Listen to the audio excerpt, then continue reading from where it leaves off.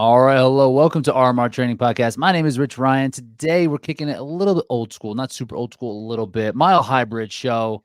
Even though we're not a mile hybrid, we're just doing it. Me and Ryan Kent are here, just gonna chop it up today. We're talking about some training, talking about what's going on in the past couple weeks, and the season's kind of coming along. We're starting to get some North American races, the European race a week or two ago over in Germany. So I'm starting to feel like eager to race. I was watching the dudes go at it yesterday in Toronto, and I was like, damn, man, I wish I was out there. Yeah, that had me hype a little bit. Seeing somebody like Atkins come out for the first time and give Right? it a crack. Like an OCR legend. Yeah, dude, things are heating up around here. Were you what did you think he was gonna run? I don't even think I knew that he was racing until the week of or so. I haven't even thought about him doing Hyrox, honestly. I didn't think he would happen. But I guess when you want to compete, then it's either that or OCR World Championships where there's, I don't know, 10 dudes that he'd wipe the floor with. You got to maybe, and it's like in his backyard-ish. Mm-hmm. What'd you think he'd run? Well, when it comes to work capacity, it kind of doesn't matter what the task is. He's somebody that can overcome that piece of it. But when there's some skill involved, that's where your work capacity can't overcome your lack of ability to squat past parallel, for example. Right. So when, he was able to find a way to kind of grit his way through the machines and the sleds and the burpees and, farmers and even lunges, he did okay. But that last station, man, he would have probably been close to sub 60 if he could have just, he would have had, it would have been, he was on pace pretty much until lunges, rough, pretty close, maybe high 60. Yeah, I would think he was behind those dudes. Like Jesse Bruce ran 60 flat basically, and Atkins wasn't with him at lunges or anything. I think, and it was like 7.5 minutes for right. So balls. So take off 3 minutes. Yeah. So he's like 62-ish, right. Which would have been that would have been fine. But that's the one station in Hyrox, man, where if, like you have to be comfortable doing wall balls or it's going to eat you up, man. It doesn't matter how tough you are and how fit you are, if you don't have that skill component. And that's what I worry a little bit too with some of, the guy here that has the potential to be really good at Hyrox. His wall balls need to come along like big time. And Nick Bear, we haven't seen that either. Nick Bear could freaking run the perfect race up until wall balls and it could all come crumbling down. You can lose a lot of time. Yeah, man, it's crazy. And that happened to me too. I don't want to, my first Hyrox, I was almost an 8-minute wall ball guy. Oh yeah. Look at you now. Now you're like a 5-minute guy. Get out of here. Well, this is also someone that it's easy to compare is Atkins to Rylan. And that same thing happened to Rylan, right? Rylan in his first couple had a tough time in the back station or two, and he was running 63s to 66s, fixed it, ran 55. Mm-hmm. So the capacity is certainly there, but like how much he wants to do it. And someone who's young like Rylan, he can just kind of probably improve at a more rapid pace. But it was cool seeing him out there. It was cool. It was yeah, I was like, oh, it kind of, but and we're in a group chat with a few of the guys, and we all assumed David won that race, and I think David might have assumed he won that race. And Marcus, then come to find out, Wallace, Marcus freaking Wallace, dude, that's legit. 57. I didn't understand. 57 that is legit. Yeah, that's legit. I didn't understand that comment when Magida was like, apparently I got Wallaced. Oh, you didn't see? I didn't understand it in the moment. It wasn't until an hour or two later I was like, oh, now it makes sense. They didn't put him at them in the second heat. The first heat was like 6:20, and then Marcus and Dawson Miller, who ran 58.0, were in the fifth heat. I don't know what they're doing with that stuff. I don't know who the Dawson guy is. He's a younger dude from he's in that like Wisconsin, Milwaukee area as well. He ran, I think, at the same school BK did, but he's younger, and I think he was All-American there. He's like legit. He will be rock solid. Yeah, and that's something too. I guess a couple things we could talk about today. I was just on vacay, and training on vacay is different. No bueno. It is not easy. And I was in Italy, so I was there for a wedding with my wife. Her brother got married, so this wasn't an optional one.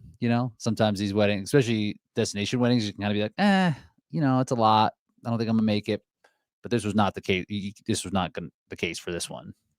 So I had 2 international flights, right, to get there and to get back, and I found it almost impossible. It's not impossible, but for me, even thinking about trying to work out on travel days that are going to be whatever 15, 16 hours, it's just not even worth considering, right? Like, what do you think about trying to do something like that? Like, what could you even do? Just like 30 minutes easy? Yeah.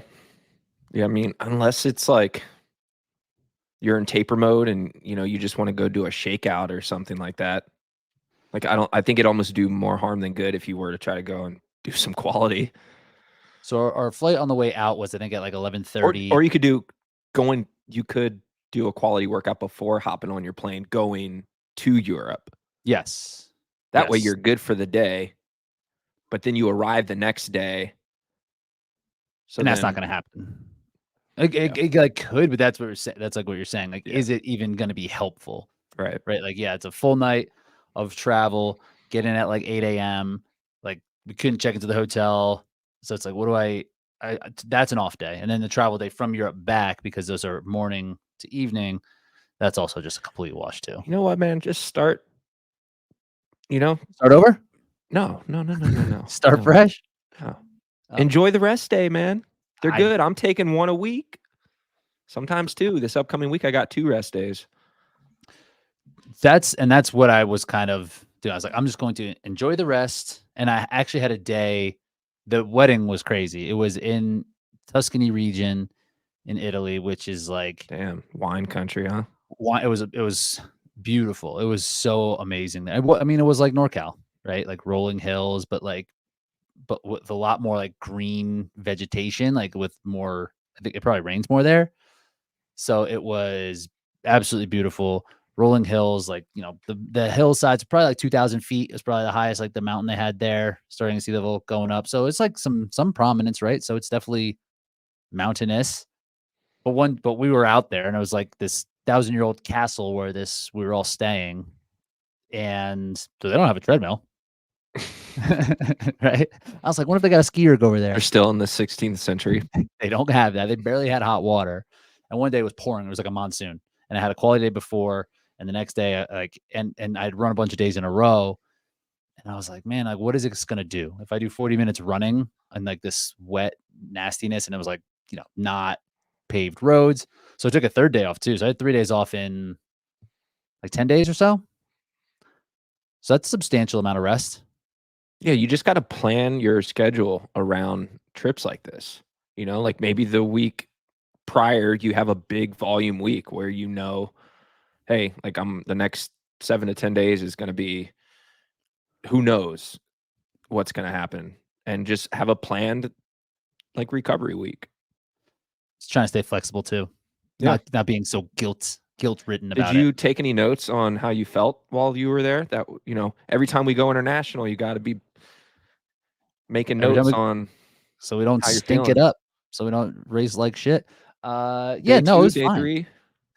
I found I slept better, and I think because I was able to do a little bit more work, where when we go over there for training, we're basically tapered, and we get there and it's just like rest is the main focus. Where here I basically hit a quality session on like Saturday, and it felt fine. It was okay. And then I was tired, and I slept well that night. Where when we come over, it's like, all right, we're going to do like 40 minutes of just running. Like, we're not tired. So I felt sleep was better. It was okay. I think that it would be fine to travel over there. I don't think I would worry about it as much as in the past. We might never have to travel international again. You might not have to. I was talking to somebody about that the other day. I'm like, I'm not even leaving the country this year, Gotta but take I care of am. business, I'm going to and Warsaw. you are? I just want to go to Scotland. That's Poland, bro. You going to Wait, Warsaw is in Poland? that's definitely Poland. What's the major? The major I thought was in Glasgow. Scotland.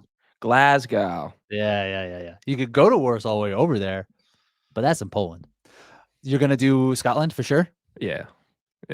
Weather won't be great that time of year. Sarah was all pissed. She's gonna be like, I don't know, 30 some weeks pregnant. She's not gonna be able to come. She's like, of Sorry. course. We'll be over Time there. you're going to Scotland. I'm about to have a baby. Yeah, Scotland would be cool. I would be interested in that. But it would be nice to just take care of business in Yeah. Vegas. Vegas, maybe Dallas or Anaheim before then. Vegas. Then World Baby and Chi-Town. We're Everyone's excited. fucked. What's Everyone's that? fucked. That's great. I mean, that's like Everyone's I was fucked. thinking about that. I was just thinking about this yesterday. I was like, man, we've had a hard time, the American athletes, racing international competition. The only time we really give them work is when they're here and they're coming over. And Navy that's Pier, great. baby. It's probably my That's your favorite. spot. That's my spot. You just got to get there. Just got to get there. And that's going to be, I was looking at the Sable. I was like, I'm gonna book Already? something. Oh yeah. And it's already too expensive. It's already like $500 a night or something like that. Holy I crap. told you how expensive it was for this Chicago trip, right? I think so. It's like $800 a night. I was Yeah, like, that's wild. I'm gonna go ahead and even like your spot. You're at the W typically. Mm-hmm. That was even a little bit pricey. So They're starting to catch on to these I races. know. They're like, I know. oh, we didn't really know what this Hyrox thing was, but hey, there's an I'm extra getting ad reads. 15,000 people around here. So are you gonna do Chicago, or what's your plan now for the fall? Well, the way my schedule is lining up right now, I would like to race Dallas now. I think I would like Solo? to race. Yes. Okay. Because that would kind of end this chapter of my training, one of my chapters, and it would just be a great place to just check in and see where things are at before going into the last big push into Vegas. So ideally, I would like to do Dallas and then nothing until Vegas. So for the next couple months, really probably just those two.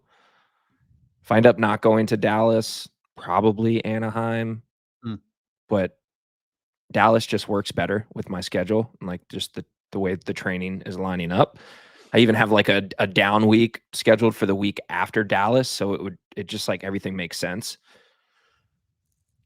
So we'll see, but yeah, probably just one race and then hit a major.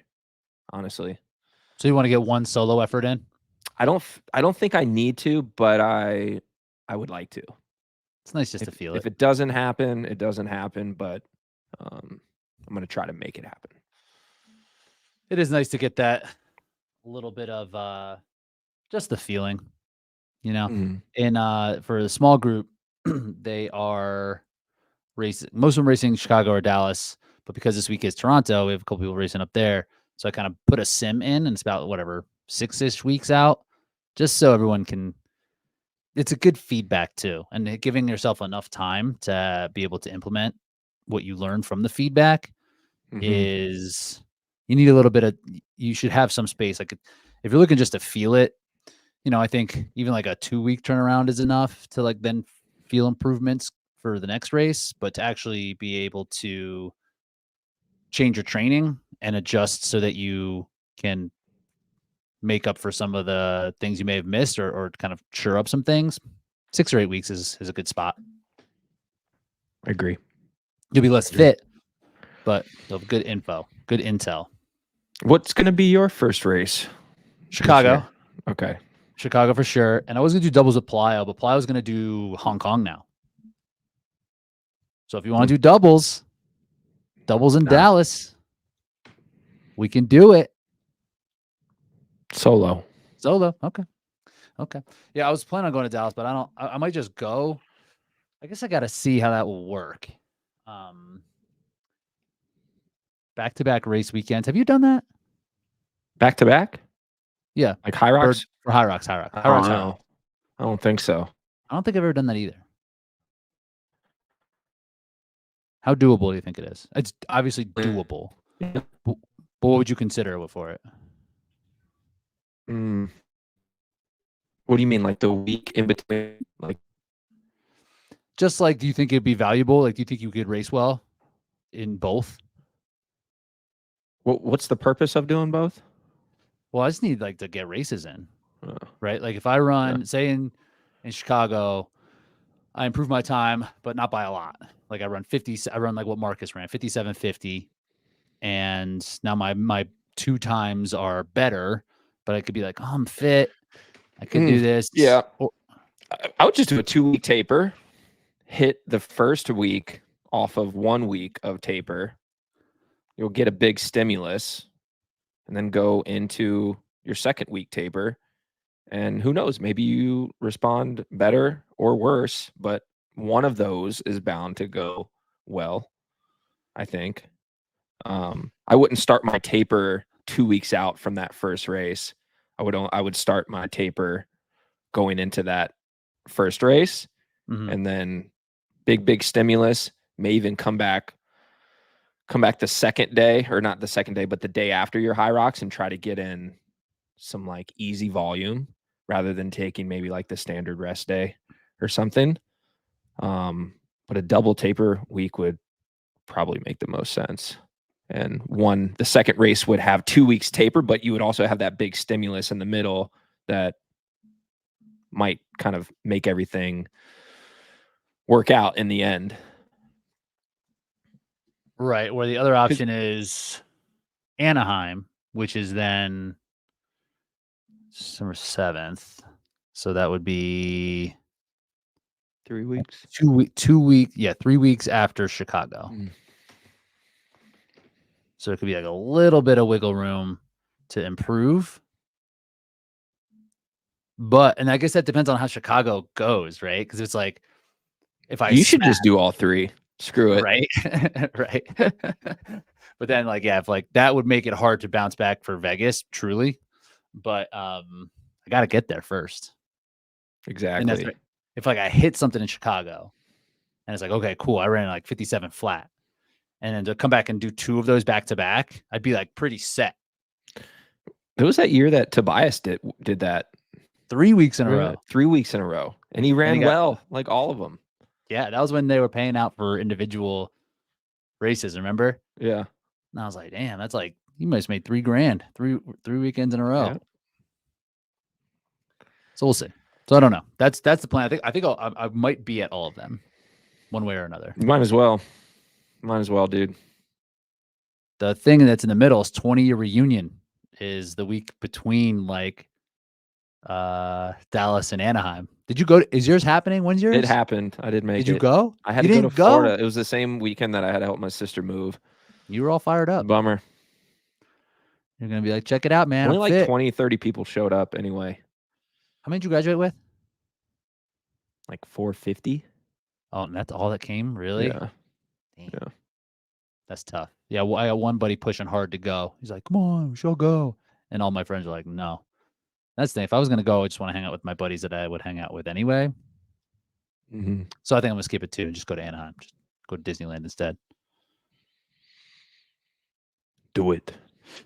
So the rest days is something that I've also taken. You've influenced me on this because in the past, you and I both were just going to be like 7 days a week, 4 weeks a month. If we take a rest day, it's either like kind of forced or I don't know. I don't even. I would train every day, right? Yeah. And I would just like be like, this is cool. I'm building, and a lot of times for me, it was trying to hit a metric, right? It's like, okay, I need to get this many hours, or I need to get this much volume, like, and that was the best and easiest way to improve volume, right? Just to increase frequency, you know. And this block I've done. And what's happened in the past, we talked about this before, last block especially, where it was glaring was the week that I ran a 10K at the end of like a big week, and I just like couldn't run fast. My heart rate wasn't going high, and my body wasn't going fast. And I think I've put myself in that position too often in training, where I'm doing work and not getting all the benefits of the work out of it. And I think rest days really help that. Believe it or not. Breaking news. This is something that I've discovered now. It's the one thing, 38-year-old. dude, that we preach as coaches in this space. We preach the rest, right? Like, you gotta rest, gotta do it. Yet it's the one thing we always have trouble with. Like, we can't take our own advice sometimes, you know? And at least for me, it was like I needed to have a disaster of a string of races for me to realize that, like, it's not in the work that I'm doing. Like, the work that I'm doing all the right stuff. It's that I am not recovered enough, I don't think, going into these races, or my body's not absorbing. I'm just stacking so much on top of training on top of training that, like, I don't know. Like, it's your body has to absorb the work at some point. And the only way you hear it in bodybuilding, right? Like, you gotta rest the muscles. The growth happens in the rest. That's how the muscle grows.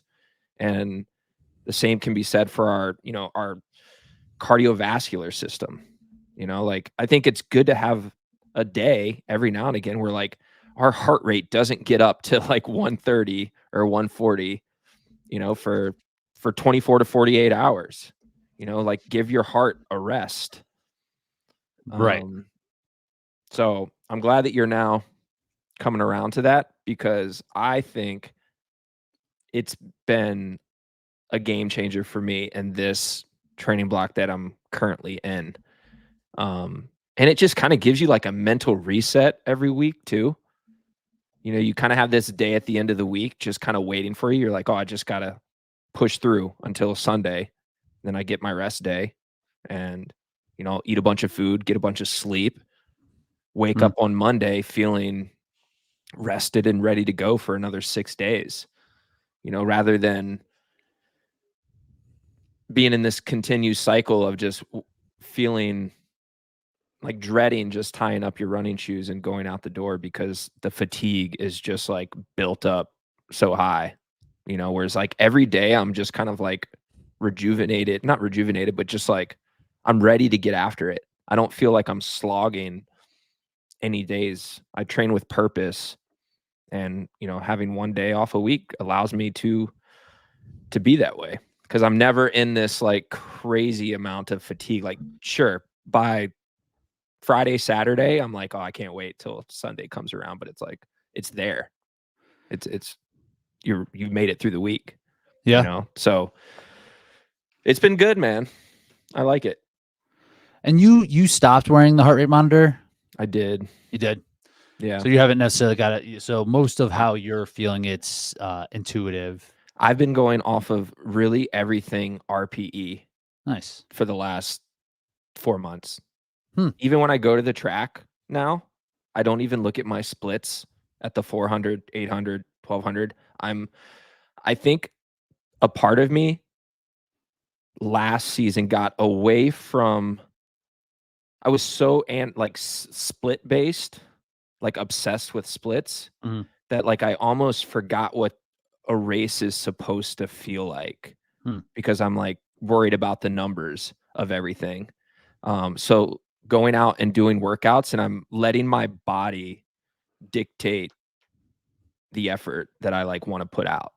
I'm not like looking at my watch every 400 being like, oh, I was 1 second fast or 2 seconds slow. Like, no, let's run this whole rep and see if we can pin it to what we want it to be at without looking at the data. Let's see if we can feel this thing out. Because ultimately in a Hyrox race, it's all RPE. Everything's Really. out the window. Everything's out the window. Yeah. Yeah. So I'm trying to get away from looking at splits as much. And even like on easy runs, like my watch will go off every mile and I won't even look at my watch. I'll wait till I get done to just like look at what my splits were. As long as it feels the way that I want it to feel, I'm okay with it. And honestly, this is the best approach. If you can stay locked in and just trust how you're feeling, and you do a good job of this across the board, right? Like that's how you are. Like when your training's going well, that's what you do for your nutrition. That's kind of how you approach it. Just like your recovery, you're kind of like, this is what I feel like I need. Sometimes you'll put a big session in. Or you used to do this a little bit more, I think, where you'd be like, I feel like I could do a big session, so I'm doing it because like you just felt like you needed it. So I think that that's the best approach. Where I would get lost with that or have gotten lost in the past is that I will forget, especially after a long grind of training, I'll forget the what the feeling of feeling good is. It's just like every day kind of feels the same and it's like this grind.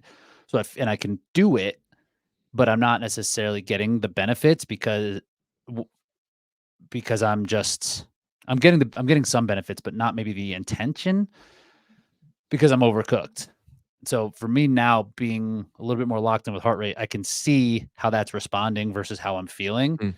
And even like, oh, this is doable. I can do this whole workout, but it's not going where I need it to go. Like I'm just like under because I'm not going as hard. I'm not going as hard or harder than I had been going in the previous workout that I had done. Which for me, which is what's helpful with quantifiable stuff, which is like splits, especially for running. I was mostly split based there. But now, like having heart rate, or I say I'm doing like machine work or just mixed modal stuff, if I'm not going as hard as I was, it's easy to lose grasp of what I did last week just because there's so much different stuff going on that the heart rate's been helpful for me on that end. Being like, okay, like I'm actually not like I can do this whole hour-long workout, but I'm like under the intended intensity. So like, is it helpful? Like, sure, it's not helpful, but like, is it getting me all the meat? And what would happen in the past, right, is I would hit a taper going into a race, and then the intensity would immediately be high, right? And my heart rate would immediately jump up because it was ready to go there. But then I hadn't spent any time there in training because I was just like I was like a little bit too spent. So rest days, man. After a rest day, I think what I'm going to try to do. So you take rest days when? Every Sunday. And then what do you do Monday? Well, next week is my down week. So tomorrow I'm just lifting weights. Nice. Yeah, so it'll end up being 2 days without running. And then at the end of next week I take the weekend off. So my down weeks I have the weekend off. So every fourth week I get a weekend off. So you're going to be resting. Yeah. Nice, man. That's what we need. Old dudes need that rest. Needs to happen. So what I think I'm going to try to do is hit a quality session after every rest day. See how it goes. So I tried this the last down week. I had the weekend off, and then I was like, oh, since I had 2 days off, I'm going to hit a workout on Monday, and then I'll hit another one on Saturday. I'll like space it out like big time. So coming off 2 days of rest, dude, I felt so crappy. You were flat. And I was like sluggish, and like the heart rate response, like just it was off. So now I'm starting to I'll do like something easy on my first day back after having the 2 days off, and then maybe the second day back into the week I'll do the quality workout. Just wake the body back up first before going into it. I think if you took one rest day and then hit a quality, that would be fine. But 2 rest days in a row and then a quality, just I don't know how to explain it. You're just kind of lethargic. 2 rest days in a row seems like a long time from not working out. It like, does. Man, when was the last time I ran?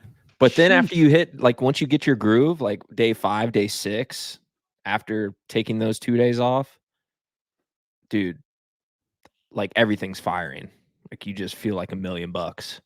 So you kind of like to think of it like as kind of like banking some recovery. So I'm going to hit some now so that in 3 or 4 days, I'm feeling amazing. Yeah.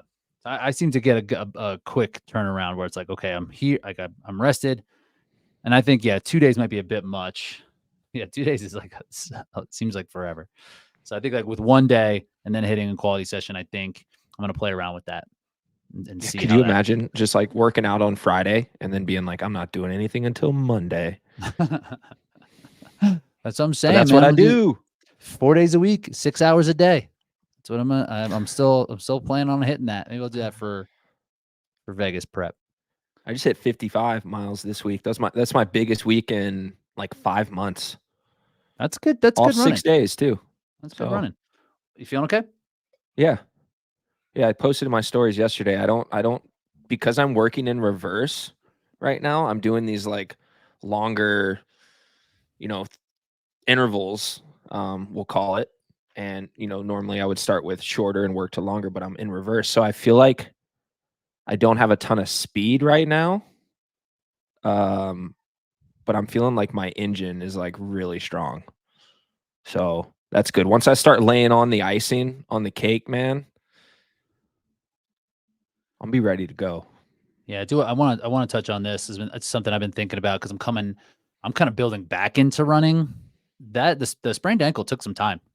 It took like 3-ish weeks to really get back to the point where I felt comfortable, and that's enough time for me or I think for anybody that to rebuild, it needs to take some rebuilding, some progression again, right? So I didn't want to jump right back in, potentially set myself up for a setback. So I'm kind of like going back up. I don't think I lost much from not really running those 3 weeks, but I didn't gain anything, you know? So now I'm kind of thinking of some different ways to kind of play around with that. But You let's just lost stop. your like resistance to impact, probably. Exactly. That went down. Oh, totally.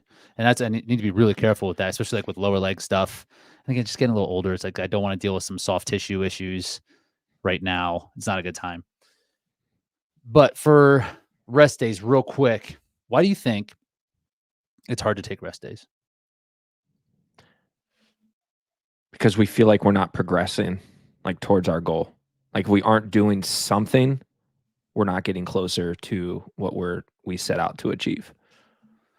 So when you rest, you just think like, what am I doing? I could be out there training. Mm. So yeah, it's the That's how you feel? yeah. Not, yeah, it doesn't feel like we're not making It's you progress. need to change your like the way you look at it. Now I look at it as like a way for my body to absorb the work I just did this past week. So just my whole just the way I look at it is different now. I'm Mm. like, oh yes, like I can't wait for my body to absorb all this so I can go into next week feeling stronger than I was the week prior. It's part of the plan. Yeah. And that's why I think it's important to have a plan, right? So you can be like, I would think that if it's just like I need to train, I'll just do whatever I feel like doing every day. Like you probably are always going to feel like doing something because it does feel like you're making progress. It's productive, right? Doing something. But you could lose the scope of what you need or how you're going to be feeling if you're just kind of on like kind of winging it. You're like, oh, today I feel like doing this. Today I feel like doing this. Where not realizing that rest day on whatever day is going to help make that Wednesday workout from your Saturday rest day is going to help make it just that much better if you're not having some kind of plan. You're just kind of going off of feel. Mm-hmm. Yeah, I think that that's right. Like this doesn't, and there's with endurance training, this the more you do is generally better. And it can be a bit compulsive, right? It can be a bit addictive. It just feels good. It physically feels good when you're done. It mentally feels great during. So I think a lot of times as endurance athletes, we can be fixated on what we do gain from training and what we lose from a day of not training. It's like, oh, am I going to lose the mental feel goods, the physical feel goods that I'm Mm. getting on this train? Like, I feel like it seems like you're losing that as opposed to gaining Mm-hmm. fitness, like in those moments. Mm-hmm. I have a hard time sometimes with just like the body composition piece. I get a little bit wrapped up in that and it's just not and I've been so much better. I mean, this was a lot more in, my mid-20s, even like early 30s, or yeah, early 30s ish, where I would just be like, I need to do something so that I don't get fat, you know, which is just not logical thinking. And that is just Mhm. emotional because again, it doesn't feel like I'm making any progress to keep my body the way that I want it to be if I'm not training.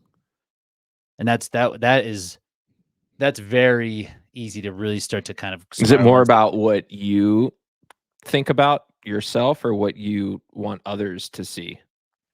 It's usually what I feel about myself for that. Okay. Yeah. It's like if I don't feel, and it's tied to like uh how I am going to perform. And it's like if I look good, if I look this certain way, or if my body weight is a certain way, I'll perform a certain way. So that's where I ultimately want to go. So if I don't look good or I'm a certain weight, like I'm not going to perform the way I want to, which is important. Again, so like it's connected to Yeah. this other piece that isn't Yeah. necessarily like it's not a direct line Mhm. for the training part.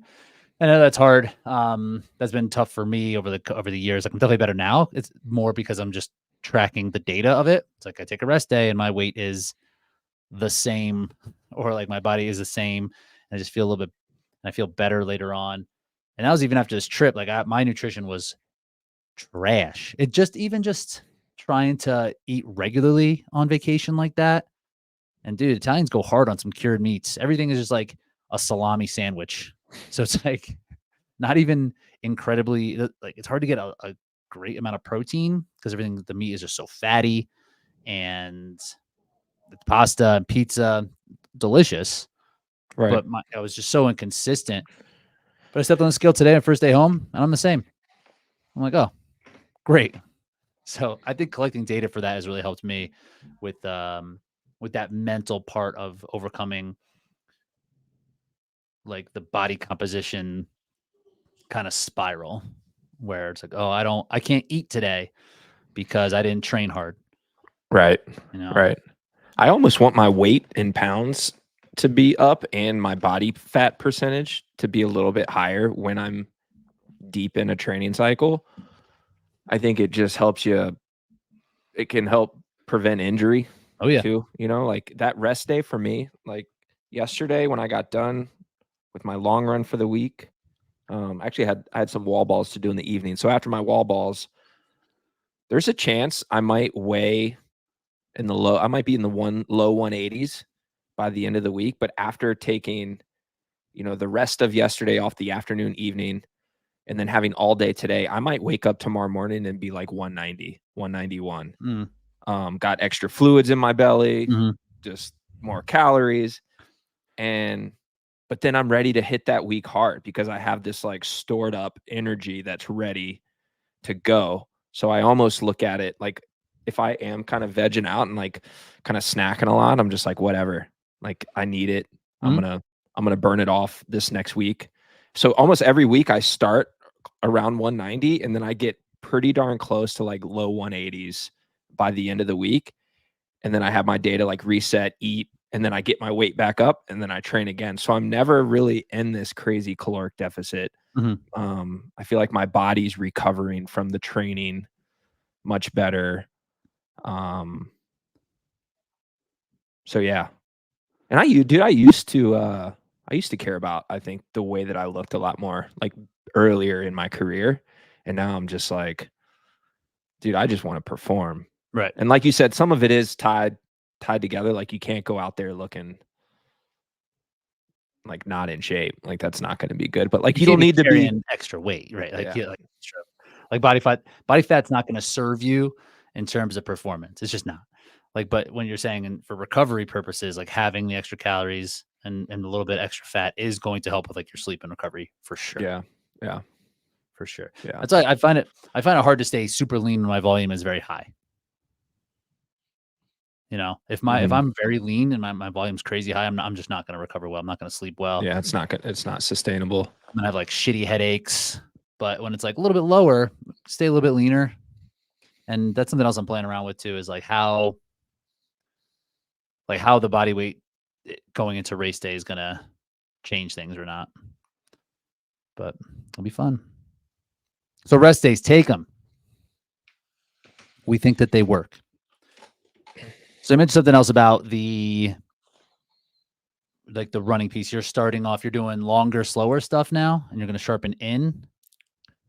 Yes. There's been a recent change though. Oh, you flipped it? Well, I'm can doing like a snake ladder now. So I'm starting long, going short, staying around the short for a little while, and then building back up to long. So just being like more race specific. Yeah. Yes. Leading into the race. Yes, and I think that that's appropriate. So I guess let's talk about both of those, right? Like, because I'm going back and forth between what kind of running workouts to do and when and why to do them. And when I think about it, and just an intuitive sense, like longer stuff, grindier stuff, that's race specific. Like if you want to feel it, you got to like put yourself there and just kind of sit in it for a long duration. But the running's not going to be incredibly fast. But the running is not incredibly faster in Hyrox. It's just like not, Mm-hmm. And a lot of times athletes who want to improve, they need to get better at running. They're like, I need to get faster. And I'm gonna go, look, like you can run world record race pace for like probably a mile, right? Like you could definitely do it for 400 meters. So your ability to run fast is there, right? As fast as you need to go, but your ability to sustain is not. So it's like a different kind of conversation. And I know that's kind of just putting it in a vacuum and separating the two. It's like, okay, well, we're talking about speed. We're talking about like 5:30 pace. And like when you run 5:30 pace for a short amount of distance, it ain't fast. But it's fast over the course of 10K or an hour or whatever it is. It's fast in terms of like the end result, but the running itself is not. So I kind of am going back and forth between what's helpful for running intervals and why. And let's just talk about it. So I guess like, why do you think with this approach where you're going slower, grindier, and what are we talking about with this? Are we talking about like anaerobic threshold pace, like 10-mile pace, half marathon pace? Like what is that? Yeah. Something you could hold for an hour. Yep. And that is going to be the pace. I think that if you are as conditioned as possible in Hyrox, what you could run for an hour is probably what you should be running. Like, I think that would be best case scenario. Best case. For your race pace, right? Like if you're just a fucking monster. Mm-hmm. So the shorter stuff, how do you feel like that's going to help? Well, first, I just want to say that I think there's like three, when it comes to interval / tempo training for Hyrox, I think there's like 3 time domains that you need to spend some amount of time in to improve your end result. And that is doing intervals in the 2 to 5 minute range, doing intervals in the 15 to 20 minute range, and then doing like 45 to 60 minute grinds. With other things or just with running? You could do both. Okay. Yeah, I think there'd be benefit to doing 8 to 10 mile just straight tempo runs, or doing those workouts that I like to do where I start with like 4 to 5 mile tempo and then I go into the back 3 stations of a Hyrox or something. So you have your long sustained stuff, and then you have you're still kind of grindy, but you're pushing harder, like those 15 to 20 minute intervals where maybe you take a 3-minute rest after each 15 to 20 minute set, then do another one, and then breaking that down even further into like 2 to 5 minute intervals. And they each serve their purpose at some point or another, like in a training program. The 2 to 5 minute stuff is going to be, that's the icing on the cake, really. Like you want to push harder than the race. You want to do things that are going to be harder and faster than the race itself. So in theory, you get into the race and it feels easier. And by doing those shorter interval stuff, you work your top end. That way, when you get into the race, it doesn't feel as hard as those sessions. But it all has to be combined with the other sessions as well. So what do you think the benefit of the faster stuff would be? Yeah, I mean, it efficiency, I guess, running Mm-hmm. efficiency, being comfortable at a pace that's going to be faster than what you are running or whatever station, skiing or rowing. Very helpful for machines too. Yeah. That are just going to be faster than what are in the race. And I don't know the science behind it, but I just know that it works. So yeah, like you're right. Like the efficiency piece, I agree. Like mechanically, this is where like you can actually get faster, right? If you're doing quarters, you can actually get faster. So like yes, then you're able to run more efficiently at your an hour pace or whatever. And what I'm doing right now, this longer, grindier stuff, I can tell that I don't have the top end. Like I feel like I'm recovering pretty well, like when I'm jogging in between my repetitions, but I can't hit the paces right now yet that I have hit in the past because I haven't touched on the speeds that I need to touch on those shorter 2 to 5 minute intervals yet. But once I start layering that on, it just raises your ceiling. Like even higher. totally. Like yeah, and just like even RPE wise, right? Like what's fun to do progressions like how you're doing. It's like okay, I just finished whatever 3x2 mile, and now I have 600-meter intervals. He's gonna be so fast. Like I'm gonna be done so quick that I'm not even Mhm. gonna be. It's not even gonna hurt like that. And the other way is the same too. It's like okay, I was just doing quarters and 800s at like sub 5K pace, and now I need to run 10-mile pace. Right. It's gonna feel so easy. So it goes both directions for that. I think what I'm thinking now is, what do you think is the least amount of speed work in that?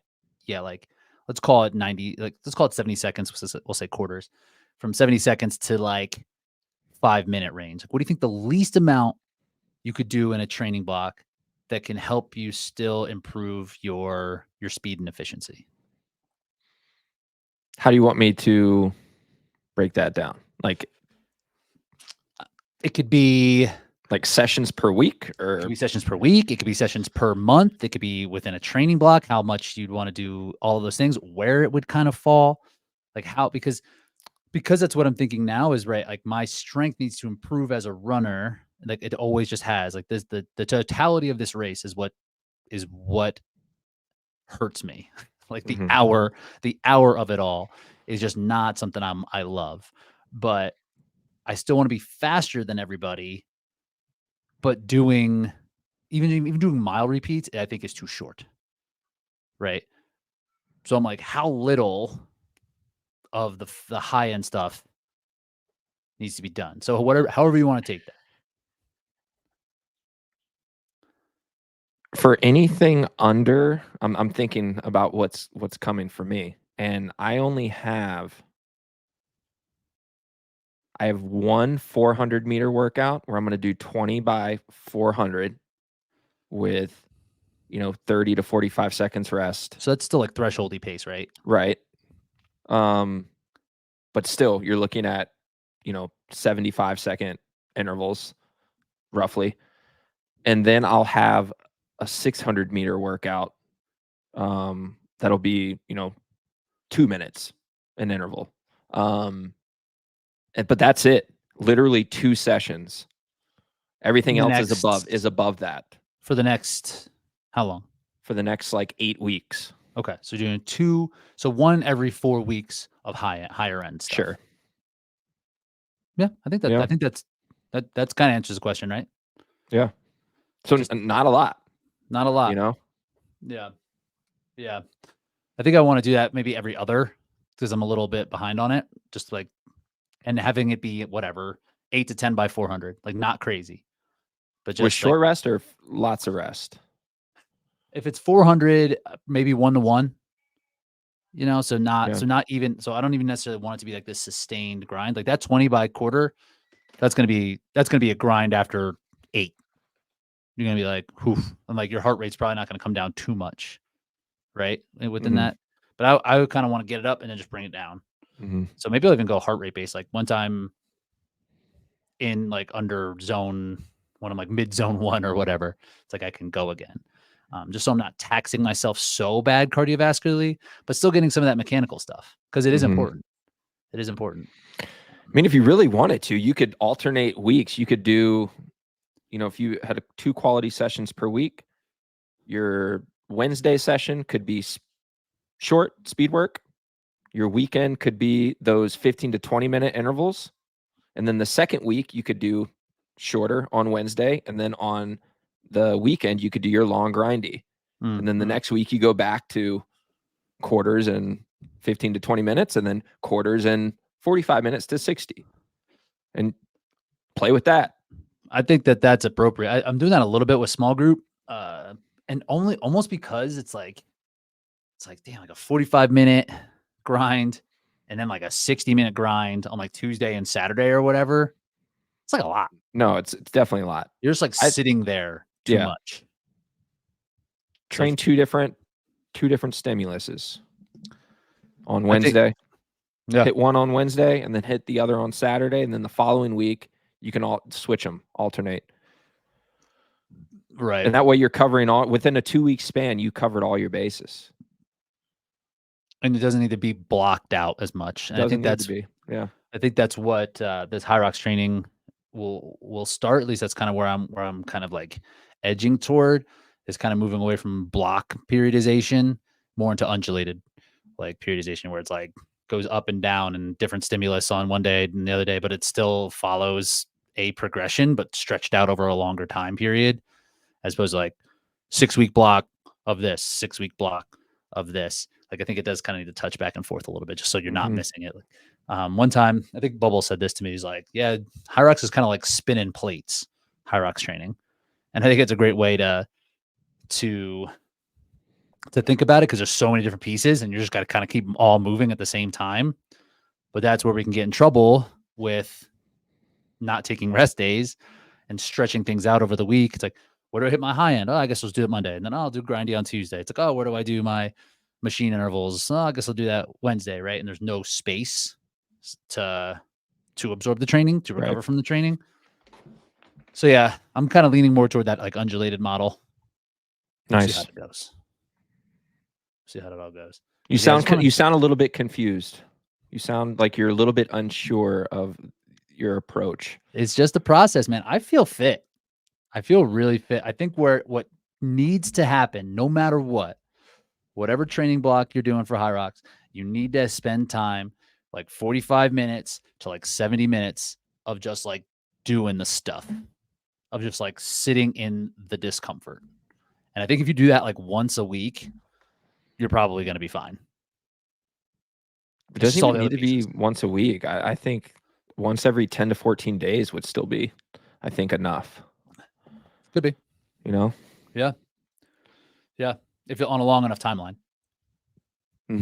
Right. Like where you're having a bit of luxury here. I definitely don't do one a week in that 45 to 60 minute range. You're just doing 45-minute runs. Dude, you do the math. I did 55 in 6 days. It's like 50 minutes a day. That's like 9 times 6 is 54. So about 9 a day. 9 a day? 54? You mean run 9 miles in 54 minutes. 9 times 6. 9 miles a day times 6 days a week is 54 miles, Rich. I'm not following your math. I ain't doing this math. I'm just hearing numbers and saying what I think you're saying. Yeah. So I just think that like that piece and having there be a strength piece component of the grind and a compromise, like if you want to make it as simple as possible, like I think that's what I would just tell somebody. It's like, yeah, every 7 to 10 days, have something where you start at whatever 30 minutes and you end at like 60 minutes.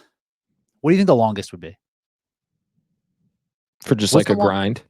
For like a grind. Like that would be, what do you think the longest you can do work at an intensity that would be beneficial for Hyrox training? Probably no more than 80 minutes. Yeah, I think 80 would be like, and then you could give yourself some time to kind of like build. Yeah. and like build into that workout, and then just start to sit there and sit there and sit there, so your intensity could be a little bit lower to get that volume higher. But 80 would be, I think the longest I've ever done is 75. Yeah. Yeah.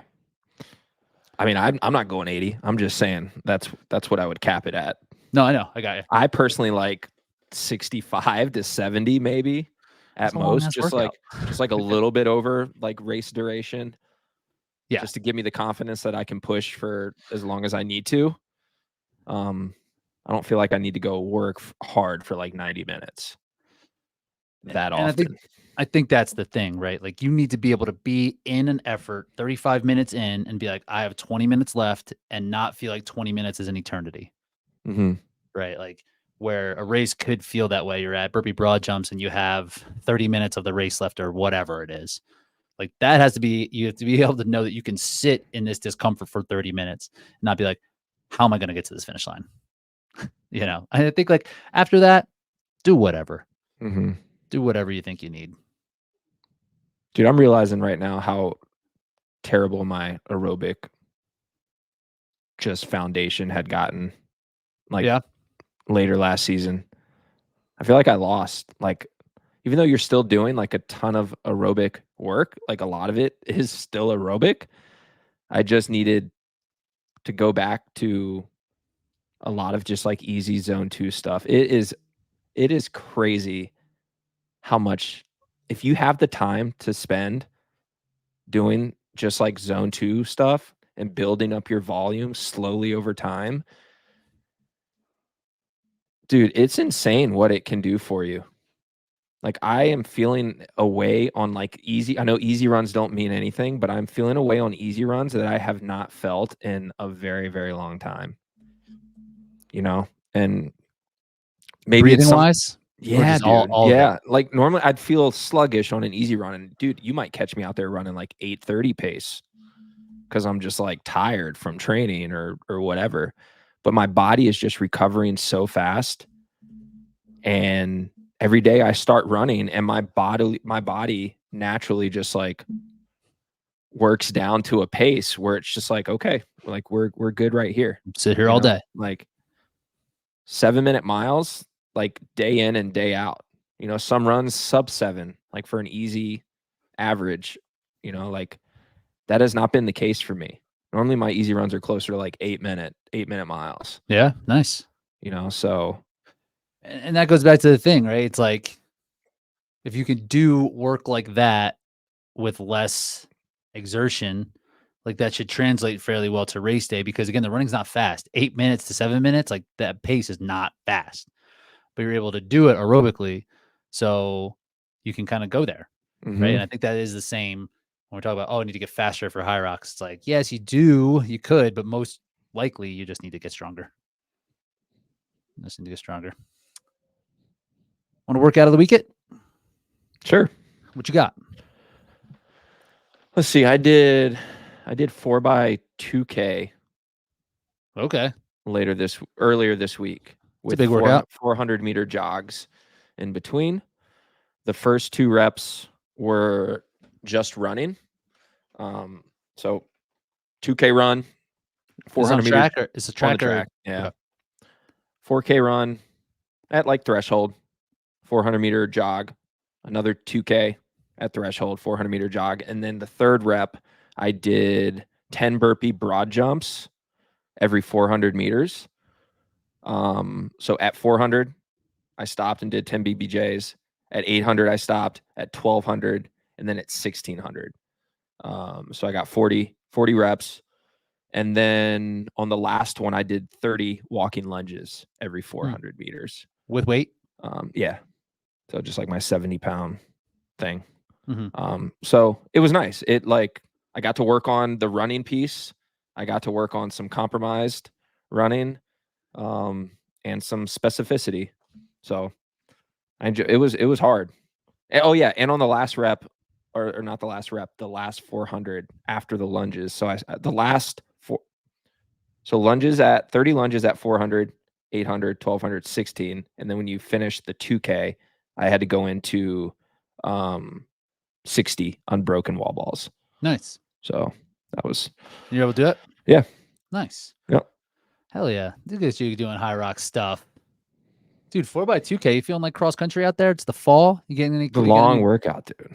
Yo, did I tell you about this? Some kid was out there doing some intervals or something. I guess he goes to school there, and he came up and talked to me afterwards, and I was like, "Hey, what are you training for?" And I told him about Hyrox, and he's like, "Do you know Dylan Scott?" No way. I'm like, "Yeah, I know Dylan." I was like, "He's a good buddy of mine," and apparently they went to high school together. No way. Went to the same high school. It's like you're doing crazy shit like that, buddy of mine's like, you're like, Right. this, what I'm doing is crazy, but what Dylan's doing, that's different. Yeah. That's different. Yep. No, but it was good. It was a good workout.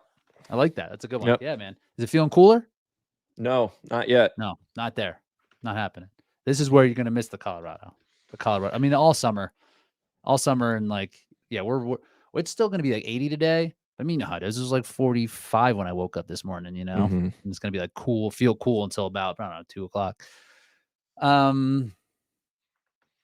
So I was in Italy, as mentioned. There was a gym that was in Rome that just was like a small gym. It had an assault bike and a rower, no ski erg. There are no ski ergs in Italy. They don't exist. And we're in Rome, right? So like the running is going to be wonky. There is a path on the river that they have there, but it floods like crazy. And so it's kind of like shitty.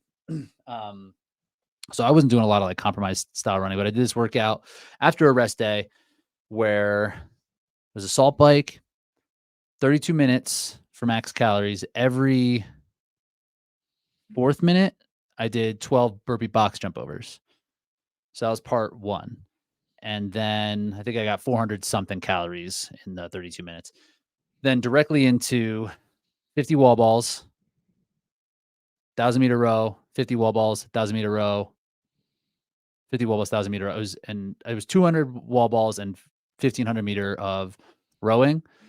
And then finished with 15-minute AMRAP of 30 cal assault bike, 30 cal row. That middle part was like the hardest thing I've ever done.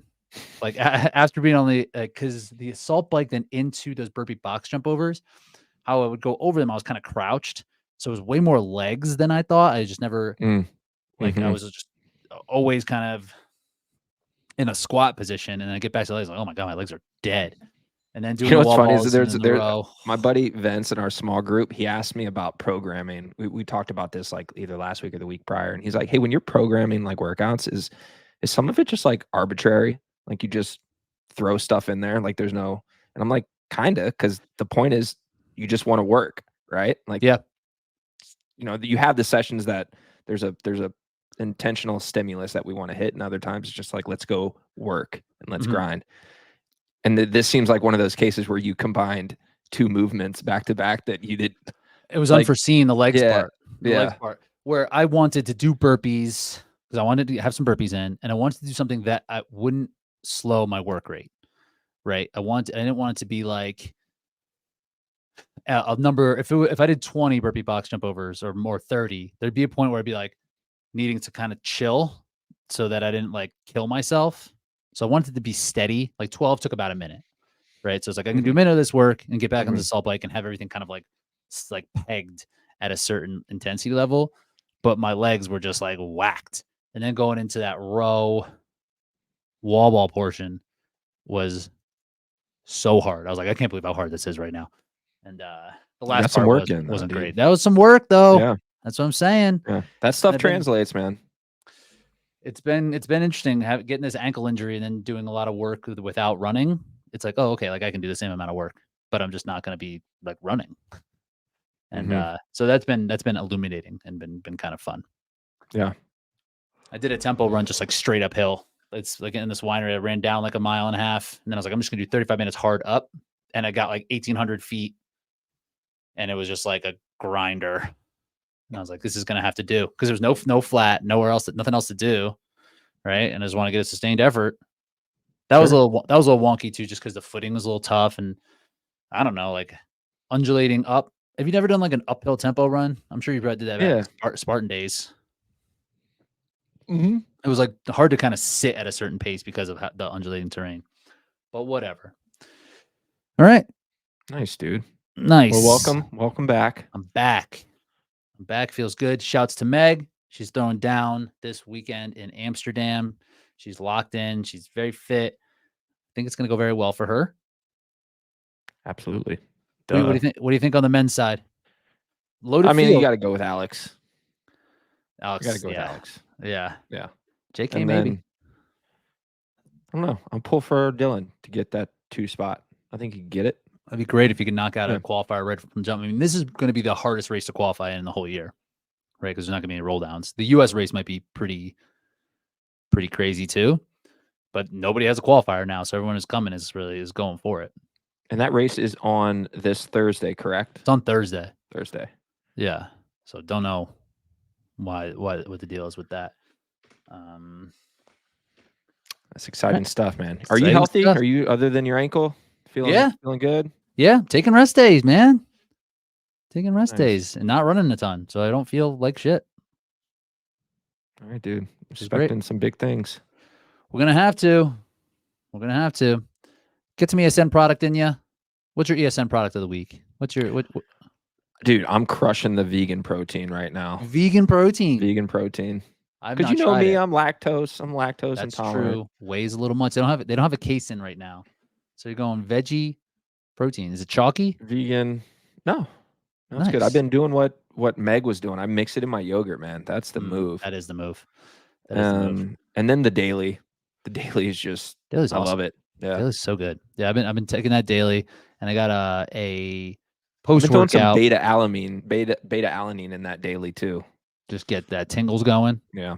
That already has like creatine in there.